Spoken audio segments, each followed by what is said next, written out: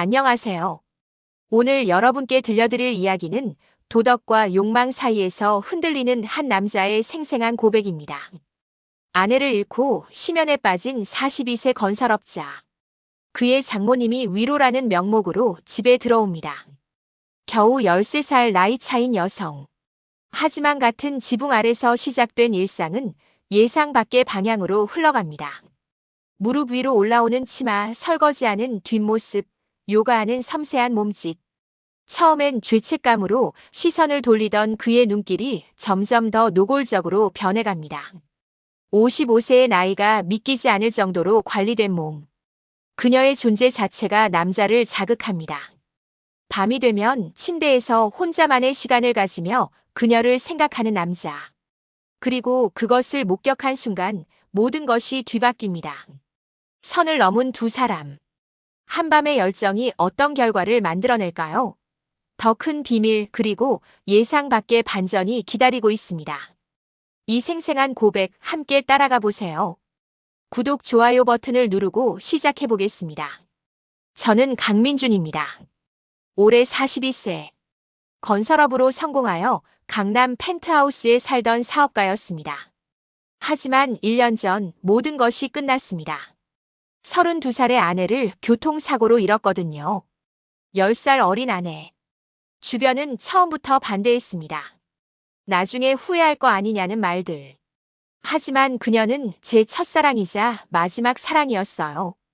그 밝고 따뜻한 성격, 그 웃음이 제 거친 인생의 빛이 되어 주었습니다.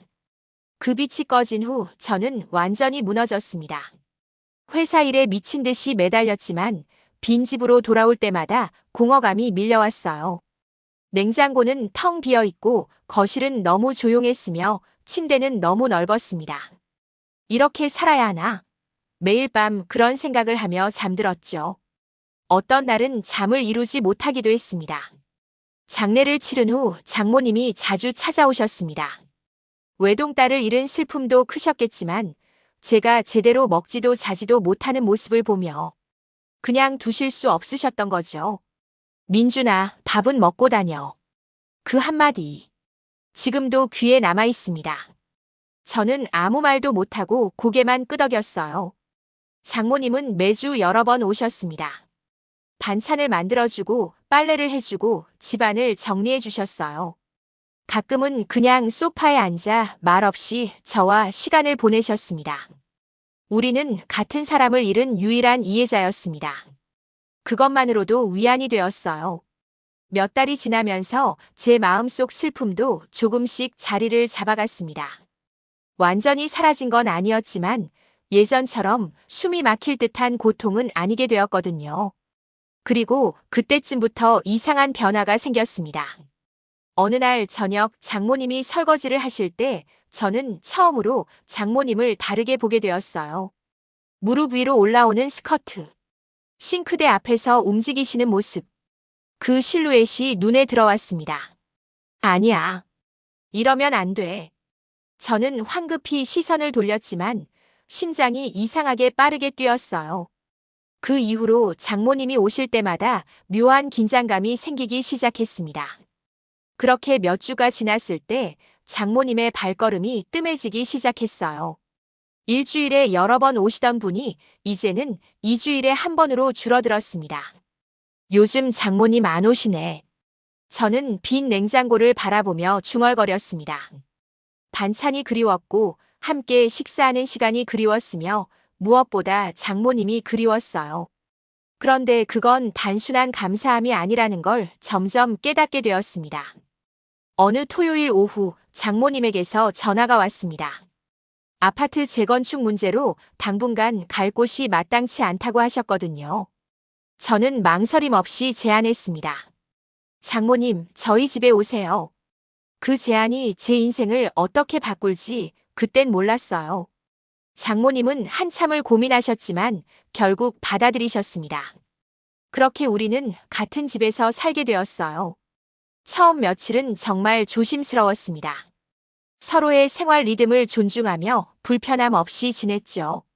하지만 같은 공간에서 살게 되면서 예상치 못한 변화가 시작되었습니다. 장모님은 자연스럽게 집안일을 도맡아 하셨어요. 아침이 되면 주방에서 이미 아침 식사를 준비하고 계셨습니다. 앞치마를 두르고 프라이팬을 들고 콧노래를 흥얼거리는 모습이 너무나 자연스러웠어요. 거실에서 책을 읽으시거나 소파에 앉아 드라마를 보시는 모습도 자주 눈에 들어왔죠.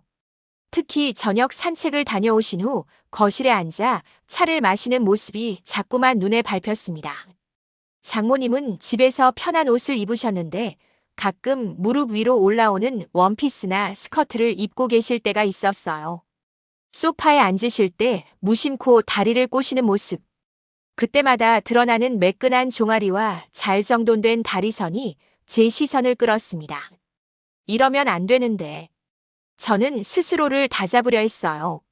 하지만 장모님의 건강하고 탄력 있는 몸매가 자꾸 눈에 들어왔습니다. 55세라고는 도저히 믿기지 않을 정도로 관리가 잘 되어 있었거든요. 규칙적인 요가와 산책 덕분일까요? 피부도 윤기 있고 눈빛도 밝았으며 움직임도 우아했습니다. 밤이 되면 잠을 이루기가 점점 힘들어졌어요. 아내가 떠난 후 완전히 잠들어 있던 제 남성으로서의 본능이 서서히 깨어나고 있었거든요. 그리고 그것은 장모님을 향하고 있었습니다. 함께 산지 한 달쯤 되었을 때 저는 더 이상 부정할 수 없었어요.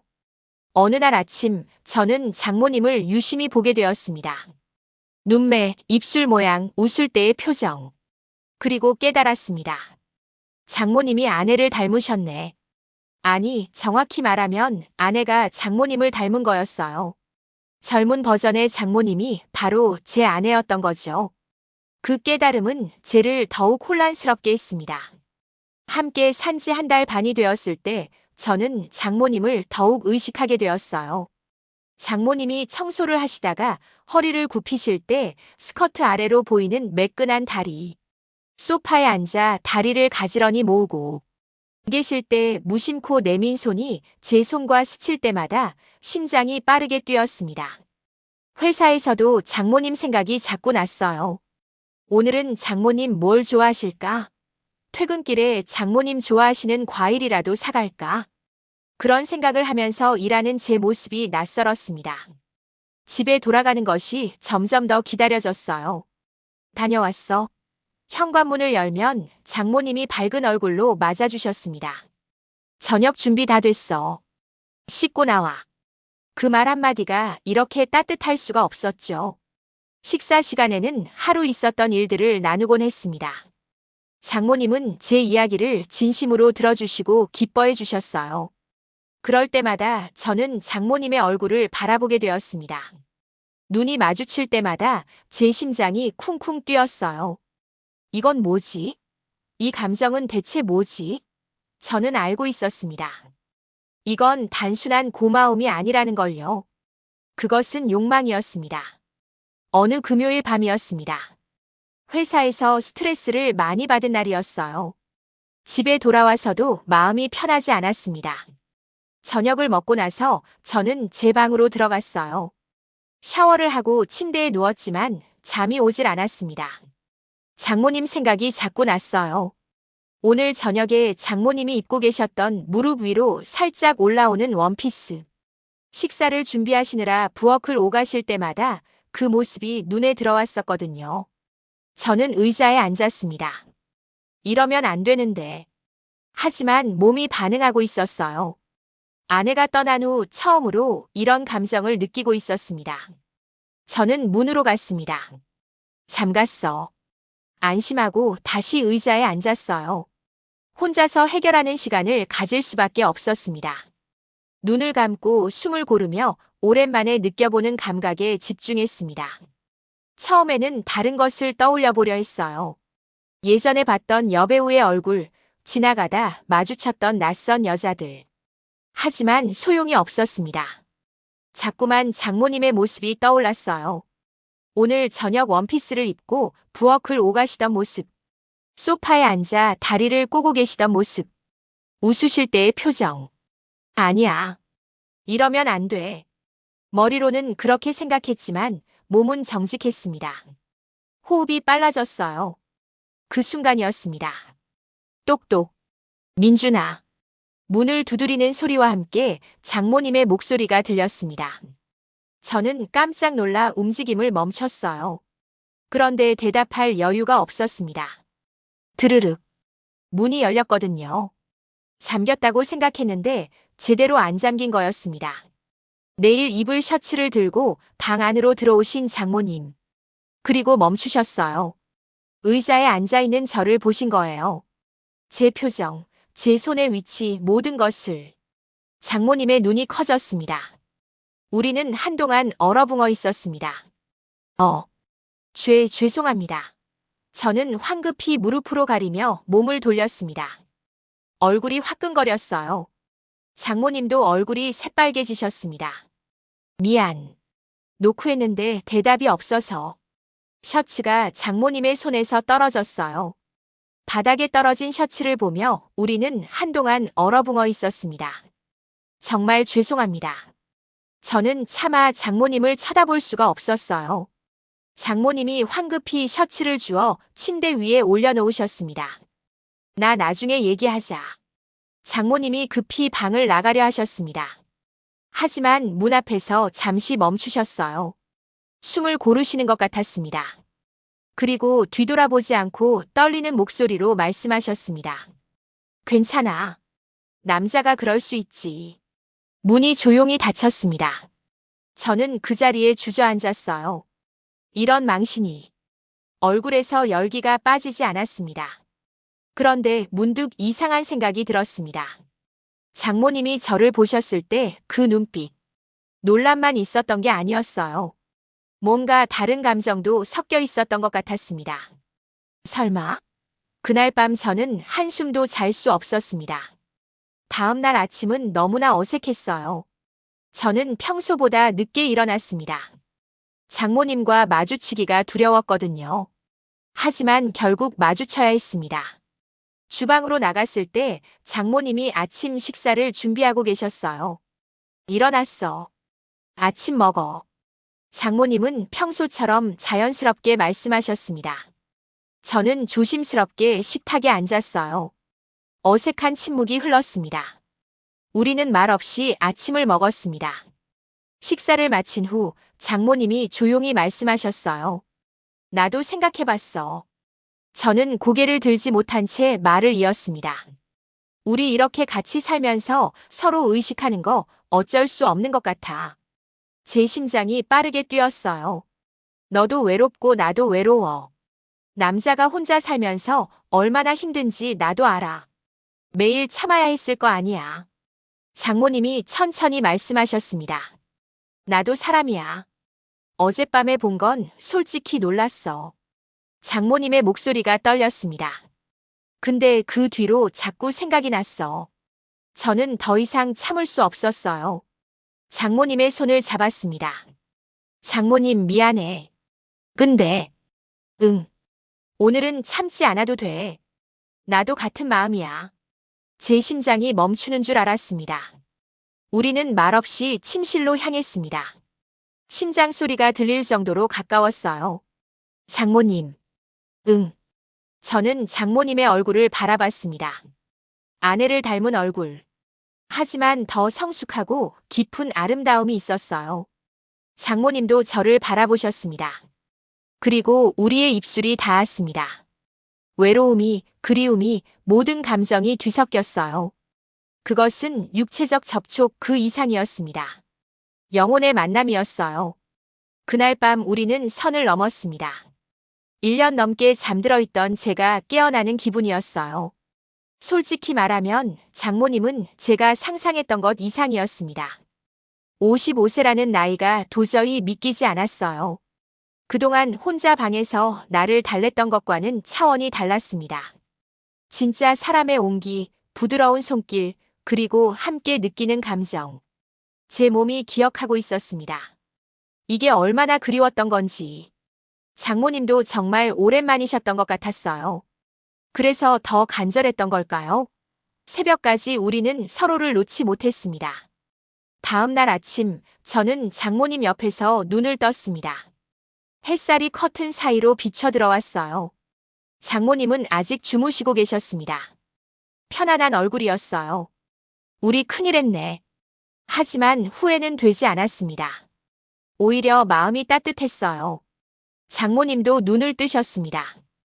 우리는 한동안 말없이 서로를 바라봤어요. 후회해? 아니요. 나도. 그 이후로 우리의 관계는 완전히 바뀌었습니다. 낮에는 여전히 적당한 거리를 유지했지만 밤이 되면 서로를 찾았어요. 회사에서 일할 때도 달랐습니다. 예전엔 집에 가기 싫었는데 이제는 빨리 퇴근하고 싶었거든요. 장모님이 기다리고 계시니까요. 저녁 6시만 되면 서둘러 집으로 향했어요. 엘리베이터를 타고 올라가는 동안에도 가슴이 두근거렸습니다. 왔어? 오늘 일찍 왔네. 네. 빨리 오고 싶었어요. 장모님이 빙글빙글 웃으셨습니다. 식구와 금방 차릴게. 주말에는 함께 장을 보러 가고 공원을 산책하고 영화를 보러 갔어요. 밖에선 여전히 장모와 사위였지만 집에서는 연인이었습니다. 너랑 이렇게 지내니까 정말 좋아. 어느 날 밤 장모님이 제 품에 안겨 말씀하셨어요. 오랜만에 살아있는 기분이야. 저도 그래요. 저는 장모님의 머리를 쓰다듬었습니다. 장모님이 아니었으면 저 아직도 혼자 외롭게 살고 있었을 거예요. 나도 마찬가지야. 장모님이 제 가슴에 얼굴을 묻으셨어요. 너 때문에 다시 여자가 된 기분이야. 우리는 서로를 끌어안고 잠들었습니다. 그렇게 몇 달이 흘렀어요. 우리의 관계는 더욱 깊어졌습니다. 단순한 육체적 관계를 넘어 감정적으로도 가까워졌습니다. 저는 장모님을 진심으로 사랑하게 되었어요. 처음에는 외로움을 달래는 것이었다면 이제는 진짜 사랑이었습니다. 어느 날 저녁 저는 제안했습니다. 장모님, 이번 주말에 여행 갈까요? 조용한 곳으로요. 둘이서. 장모님이 잠시 망설이셨어요. 괜찮을까? 괜찮아요. 아무도 우릴 모를 거예요. 결국 장모님은 고개를 끄덕이셨습니다. 주말 우리는 제주도로 떠났어요. 조용한 펜션을 예약했습니다. 바다가 보이는 곳이었어요. 와, 정말 아름답다. 장모님이 창밖을 바라보며 감탄하셨습니다. 좋아하시니 다행이에요.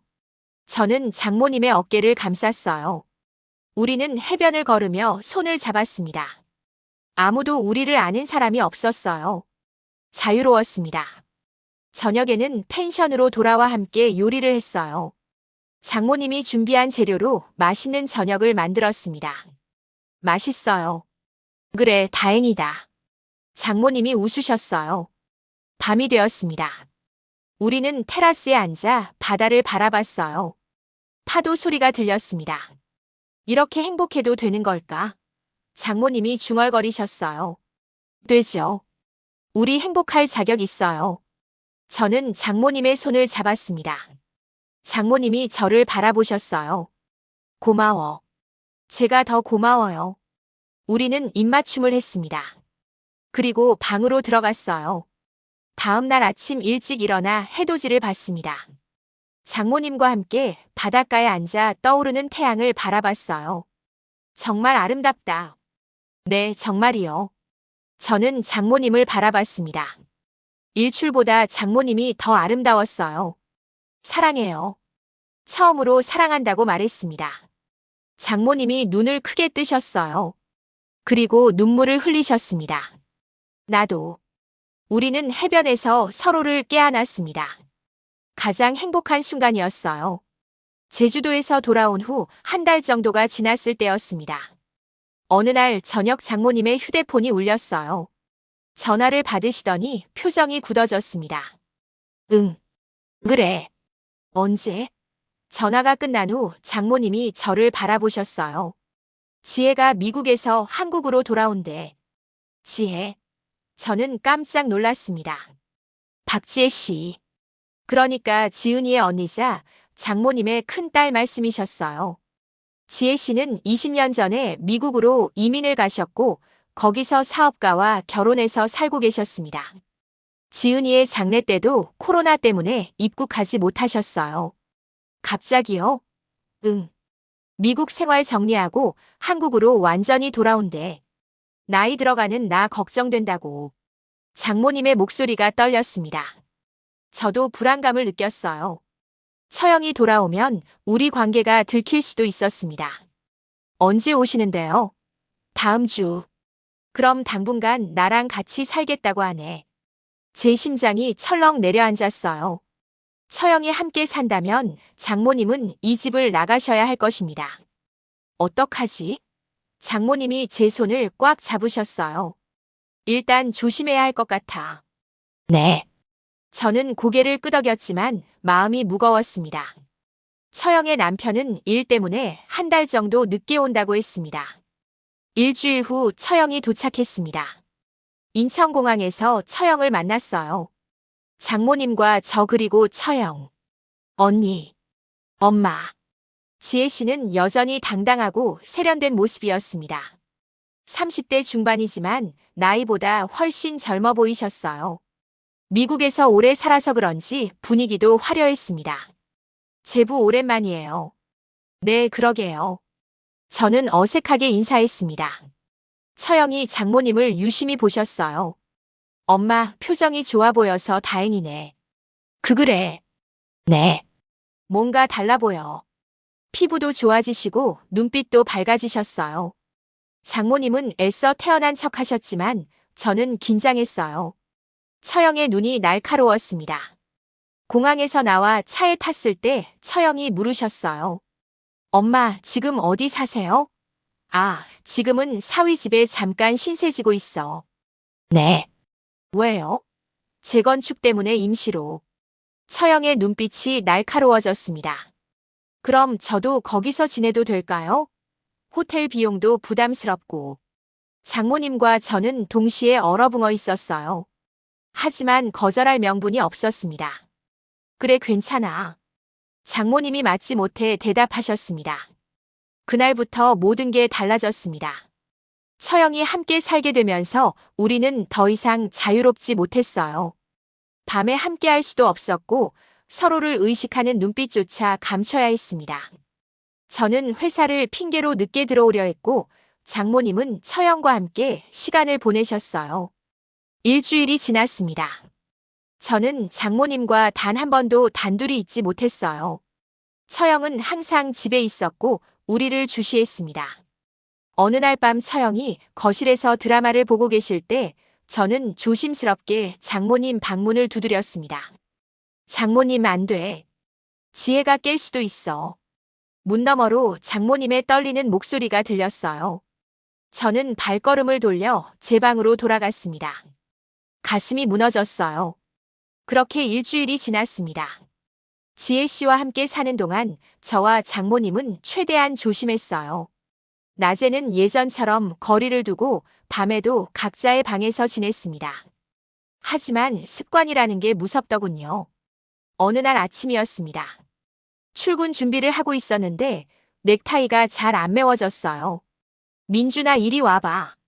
장모님이 다가오셔서 제 넥타이를 매만지셨습니다. 너무나 자연스러운 행동이었는데 그 손길이 너무 익숙했어요. 장모님의 얼굴이 제 얼굴에서 아주 가까웠습니다. 됐어.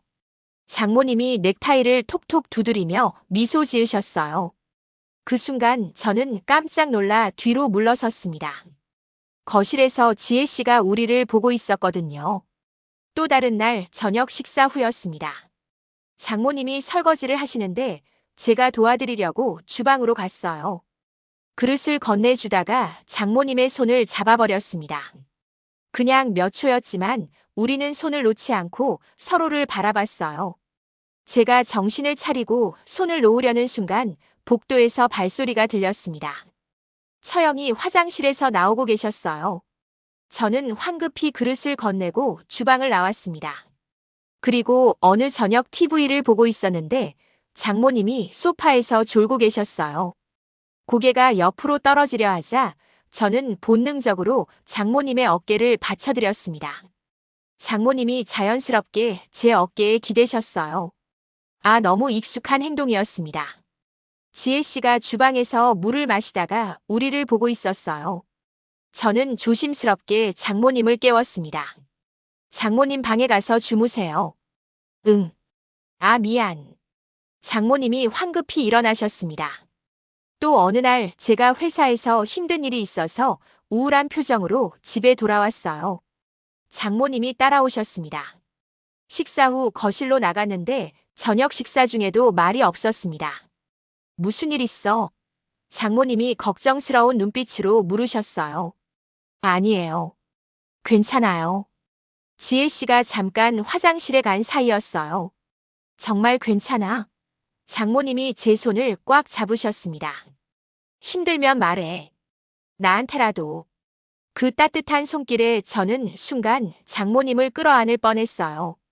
하지만 화장실 문 열리는 소리에 우리는 황급히 손을 놓았습니다. 지혜 씨가 거실로 들어왔어요. 그 시선이 날카로웠습니다. 그렇게 위태로운 순간들이 계속되었어요. 한 달이 지났을 때였습니다.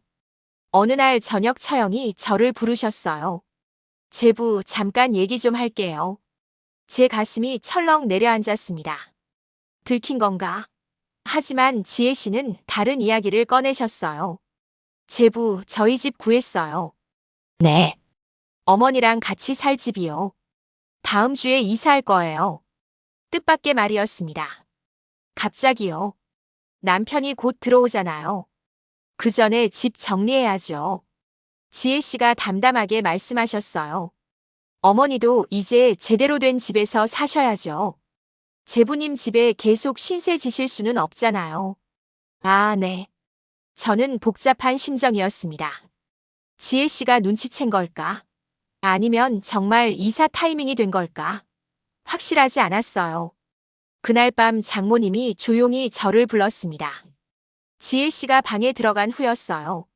민준아, 들었어? 네. 이사하신다고요? 장모님이 창밖을 바라보셨어요. 그래, 이제 때가 된 것 같아. 장모님의 목소리가 떨렸습니다. 우리 이제 그만해야 할 것 같아. 저는 예상했지만 가슴이 무너졌어요. 장모님, 지혜가 눈치챘는지는 모르겠어. 근데 상관없어. 장모님의 눈에 눈물이 고였습니다. 너 아직 젊잖아. 새로운 삶을 살아야 해. 나이는 상관없어요. 아니야. 상관 있어. 장모님이 저를 바라보셨어요. 너 때문에 나도 다시 살아있는 기분을 느꼈어. 여자로서 다시 태어난 기분이었어. 정말 고마워. 저도요. 근데 이제 놓아줘야 해. 너를 위해서. 저는 눈물을 참았습니다. 장모님 미안해. 그리고 정말 행복했어. 장모님이 제 손을 꽉 주셨어요. 행복해야 해. 꼭 좋은 사람 만나서. 저는 장모님을 끌어안았습니다. 마지막 포옹이었어요. 일주일 뒤 장모님과 처형은 새 아파트를 구하셨어요. 처형이 마련한 넓은 아파트에서 두 모녀가 함께 살기로 하셨습니다. 이사하는 날 저는 짐을 옮기는 것을 도와드렸어요. 장모님의 짐을 틀어 실으면서 저는 복잡한 심정이었습니다. 이제 정말 끝이구나. 처형이 잠깐 자리를 비운 사이 장모님과 마지막으로 대화를 나눴습니다. 잘 살아야 해. 장모님이 제 손을 잡으셨어요. 장모님도요. 나는 괜찮아. 장모님이 웃으셨지만 눈가가 촉촉했습니다. 너는 꼭 좋은 사람 만나서 다시 행복해져. 장모님 약속해. 저는 고개를 끄덕였습니다. 약속할게요. 마지막으로 눈이 마주쳤을 때 우리는 말없이 웃었어요. 고마웠어요. 나도 말하지 않아도 서로의 마음을 알았습니다. 트럭이 출발했어요. 저는 그 자리에 서서 트럭이 사라질 때까지 바라봤습니다. 처형이 제 옆에 다가왔어요. 제부. 네. 이제 좋은 사람 만나서 행복하게 사세요. 저는 고개를 숙였어요. 알겠습니다. 처형이 제 어깨를 두드리셨습니다. 그날 이후 저는 다시 혼자가 되었어요. 하지만 이번에는 달랐습니다. 마음속에 따뜻한 기억이 남아 있었거든요. 장모님과 함께한 시간들, 서로를 위로하고 사랑했던 순간들. 그것은 죄책감이 아니라 아름다운 추억으로 남았습니다. 몇 달 후 저는 회사 행사에서 한 여성을 만났어요. 비슷한 나이에 따뜻하고 밝은 성격을 가진 분이었습니다. 저는 조심스럽게 그녀에게 다가갔어요. 새로운 시작이었습니다. 장모님도 가끔 문자를 보내셨어요. 잘 지내? 네. 장모님도 건강하세요. 응. 너도 행복해야 해. 네, 장모님도요. 우리는 서로를 놓아주었지만 완전히 잊지는 않았습니다. 가끔 장모님이 생각날 때면 저는 미소를 지었어요. 고마웠어요, 장모님. 나도 고마웠어. 그렇게 우리의 이야기는 조용히 끝났습니다. 죄책감도 후회도 없이 오직 따뜻한 추억만 남긴 채. 오늘 긴 이야기 끝까지 함께 해주셔서 감사합니다. 혹시 여기까지 들어주신 분이 계시다면 구독과 좋아요, 그리고 댓글로 잘 들었습니다. 한 줄 남겨주시면 큰 힘이 됩니다. 다음 편의 이야기로 찾아뵙겠습니다. 감사합니다.